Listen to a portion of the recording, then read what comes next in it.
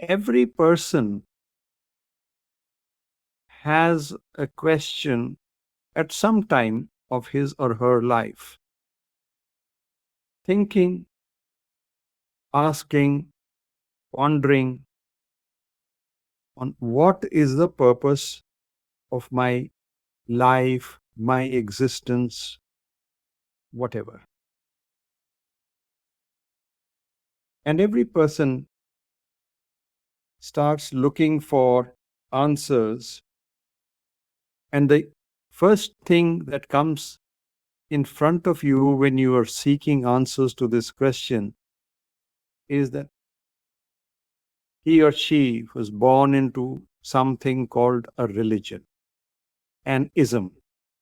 And every religion has got some institution, some building, some place where the members of that ism, of that religion, get together, and there they find some individuals who claim knowledge about God, about Paramatma, in the form of songs, lectures, explanations, some activities connected with that religion and its practices. This is also reinforced from childhood. As a little person, where you do not have the ability to decide for yourself, you're taken to these places, religious places, so-called religious places, whether it be a temple or a church or a mosque or a gurudwara or any such place.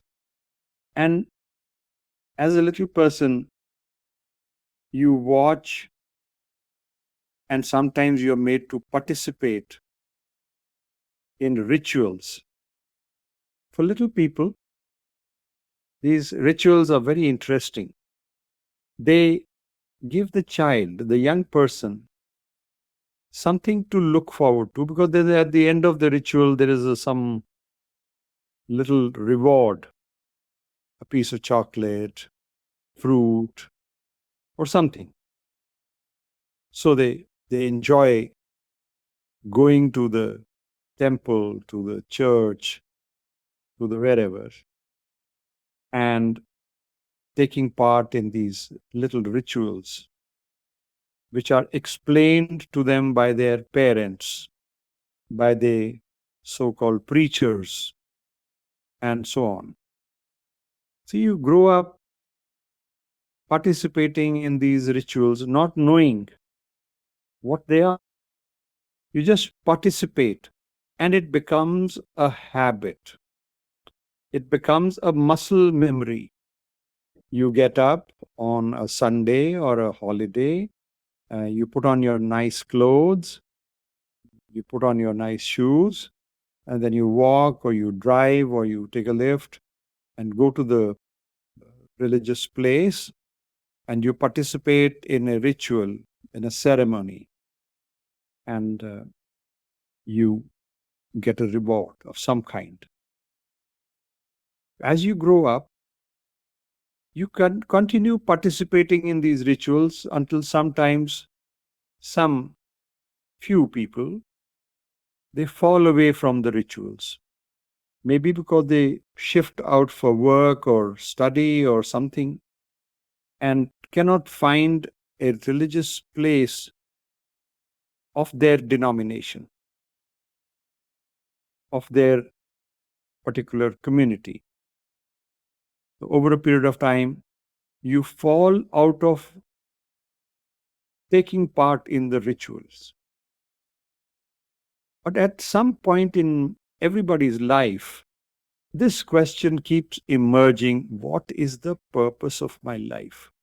Because everybody struggling with daily eating, sleeping, doing chores, working, trying to manage the finances, getting married, having children, trying to raise the children according to some standard or some protocol.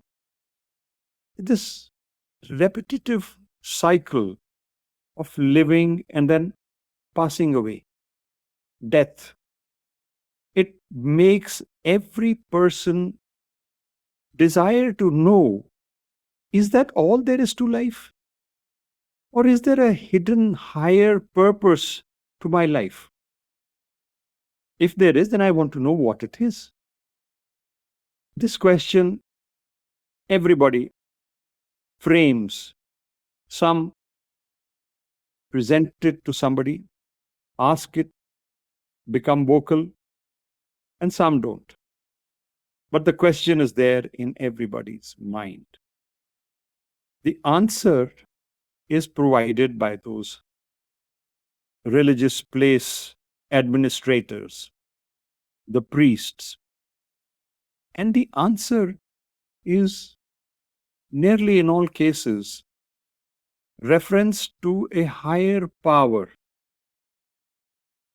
As some young person said, a man in the sky, up in the sky, some man sitting up in the sky. Conceptually, rhetorically, this power, this supreme power, this man in the sky is alluded to as God, as Param Atma, as something else in some other religious context. And that he dictates the course of your life. To the extent that some people understand it that they don't do anything of their own volition. They are made to do something by somebody, some man in the sky, some power in the sky, some higher power, some supreme being.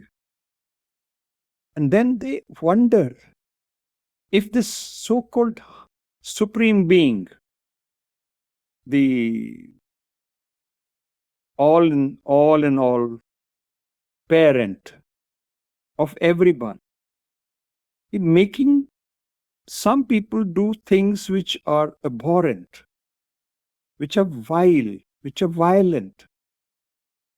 And some others are the victims of those perpetrators. And they wonder why this person is doing this and why is that person being a victim, or why I am a victim. Most people refer to their own case. Why he gets $10 or 10 units of gold and I get nothing. Why is he rich? He has 4 cars, 2 houses, and so on. Why am I living in a hutment, in a single room, with no facilities, very poor utilities, and so on?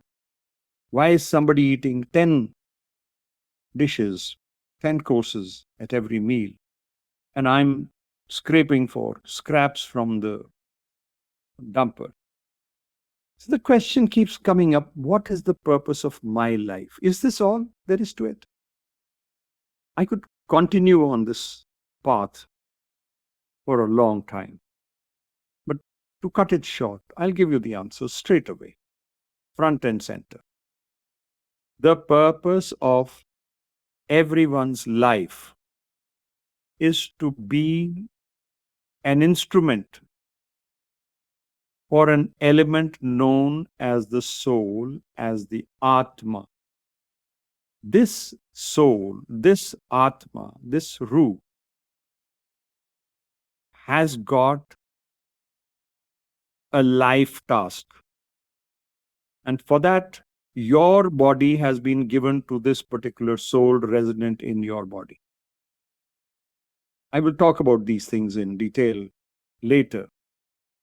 So your body, the little mind that is incorporated in your body, is a tool placed at the disposal of the Atma resident within your body to carry out one life task. Now, the problem, when, for want of a different word, something that you all understand, for when God, when Param Atma gave your soul, your Atma, the life task for this passage through life, the soul was in control of the body as soon as it entered. That is the time when your body was being nurtured within your mother's womb. So the soul enters your body when you are a little fetus and takes control of that body. It now lives, exists, or is in control of that little body inside the mother's body, and over a period of 7, 8, 9 months, the body takes birth and becomes a baby in the physical world. Once you are out in the physical world, something called society enters into the scene. Society is your parents, your siblings, your grandparents, other extended family, and then the people living in where your parents are living around that. Your schools, your colleges, your workplaces, your entertainment places, all that is your society. Every individual society is different. Even two siblings in the same family have different societies because you grow up at different times, you grow up with different people, you grow up with different situations.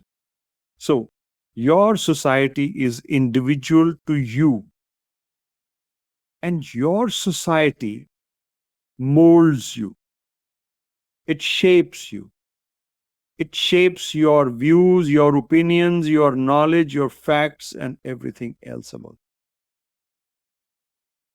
Two sisters, even twin sisters, they share many things, but they are also individuals. So, your society shapes you, and your opinions then take you along the distinct life path of your life. Nobody else. It's not your brother, not your sister, not your mother, not your father, nobody else.